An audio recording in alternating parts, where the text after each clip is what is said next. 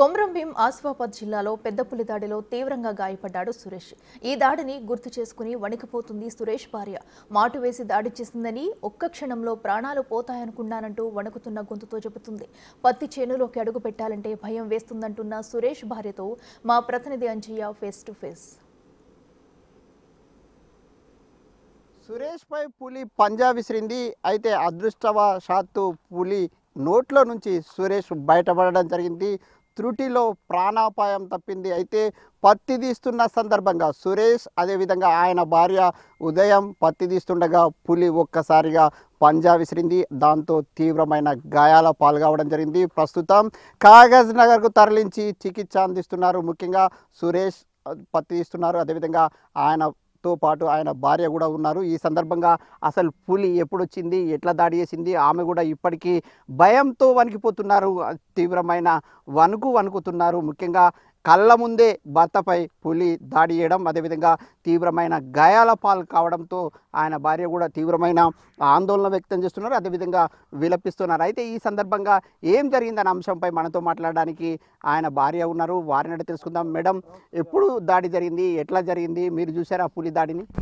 చూసాను సార్. ఇట్లా మేము పత్తేరడానికి వచ్చినాం. అయితే నేను తొందరగా వచ్చిన, ఆయనేమో బండి పట్టుకొని లేట్గా వచ్చిండు. అయితే కసలం ఇట్లా ఇడిసబెట్టడానికి వేరే వాళ్ళ దాంట్లో వచ్చిండు, ఇడిసబెట్టిండు. ఎద్దులేమో భయపడ్డాయి, ఏమో పందులు ఉన్నాయేమో అని ఇట్లా తిరిగిన మళ్ళా ఇట్లా ఒకేసారి పడ్డది. అయితే ఆయన అరిచిన మళ్ళా నేను వెళ్ళినప్పుడు పట్టే ఉండే, ఇట్లా రాలేసిన, అది చూడకుండానే ఇట్లా వెళ్ళిపోయింది. ఇక బాగా గాయాలైనాయి. సురేష్ పై ఎక్కడ అంటే దాడి చేసింది, ఏ ప్రాంతంలో గాయాలయ్యాయి? మేడ బాగా ఇట్లా పట్టింది. అంటే వెనుక నుంచి వచ్చి దాడి చేసిందా, ముందరి నుంచి దాడి చేసిందా, ఎట్లా దాడి చేసింది? వెనుక నుండే దాడి చేసింది. ఇట్లా తీవ్రమైన రక్తస్రావం అయిందా, ఎట్లా కాట్లు పడ్డాయా పులి ఏవైతే పంజా విసరడంతో? బాగా గాయాలే అయినాయి. ఇట్లా మొత్తం బ్లడ్ వెళ్ళింది, మొత్తం ఇట్లా తడిచిపోయిండు బ్లడ్తో. ముఖ్యంగా మీరు ఈ ఏదైతే దాడి జరిగిన సందర్భంగా పంజా విసిరిన సందర్భంగా రాళ్ళు వేసామని చెప్తున్నారు. ఒక్కసారి రాళ్ళతో పులి పారిపోయిందా? పోయింది. అంటే నన్ను చూడలే, నేను బాగా ఒర్రినా. ఇక రండి ఇట్లా అయిందని ఇక భయంతో ఉంటాం కదా, బాగా ఇట్లా ఒర్రినా. అయితే అది వెళ్ళిపోయింది. ఇక తీవ్రంగా గాయపడి ప్రస్తుతం కాగజ్ నగర్లో ఆసుపత్రిలో చికిత్స పొందుతున్నారు. తీవ్రమైన బాధ కలుగుతుంది, కానీ మిమ్మల్ని మాట్లాడించడం తప్పట్లేదు. ఎట్లా ఎట్లా ఎట్లా ఉంది సురేష్ ఆరోగ్య పరిస్థితి? హాస్పిటల్ ఉన్నారు ఆయన.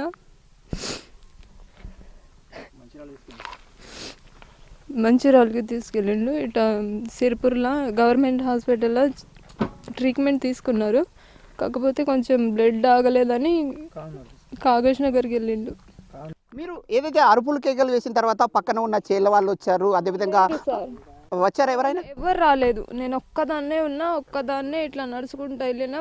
నా దగ్గర ఫోన్ ఉండే, ఫోన్ చేసిన మామయ్య కొడుకు బావకు ఫోన్ చేసిన వల్ల ఆయన ముగ్గురిని పట్టుకొని వచ్చిన వల్ల ఇక బైక్ మీద తీసుకెళ్ళినాం. ఊర్లో వెళ్ళినప్పుడు కార్ చేసిన వాళ్ళే, కార్ మీద తీసుకెళ్ళినాం. ఇక ముఖ్యంగా మీరు ఇప్పుడు ఆ ప్రాంతానికి వెళ్తే ఎట్లా అనిపిస్తుంది, ఏ విధంగా అనిపిస్తుంది? తలుచుకోలేను సరిగా. ఎంత దూరం పరుగులు పెట్టారు మీరు ఆ సందర్భంలో? బాగానే పరిగెత్తిన. ఇక ఎవరైనా వస్తారేమో అని ఇట్లా పరిగెత్తిన, కాకపోతే ఎవరు లేకుండే, నేను ఒకదాన్నే ఉండే. ఇక ధైర్యం చేసిన, నేను చనిపోయినా పర్వాలేదు అని ఇక బండలు ఇసిరేసిన. ఇది సురేష్కు సంబంధించిన భార్య తీవ్రమైన ఆవేదనలో ఉన్నారు, దుఃఖంలో ఉన్నారు.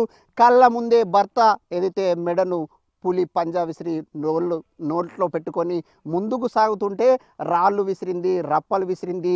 ఆ రాళ్ళు రప్పలు విసిరడంతో పులి పరుగులు పెట్టింది. దాంతోనే ఆమె భర్త ఎవరైతే సురేష్కు సంబంధించిన భార్య రాళ్ళు రప్పలు విసరడంతోనే అదృష్టవశాత్తు పులి నోట్ల నుంచి సురేష్ బయటపడ్డాడని ఆమె చెప్తున్నారు. ఇప్పుడు పత్తి చేనులకు వెళ్దామంటే చాలు పులి గాండ్రింపులు వినిపిస్తున్నాయి, అదేవిధంగా ఆ గర్జనలు వినిపిస్తున్నాయి.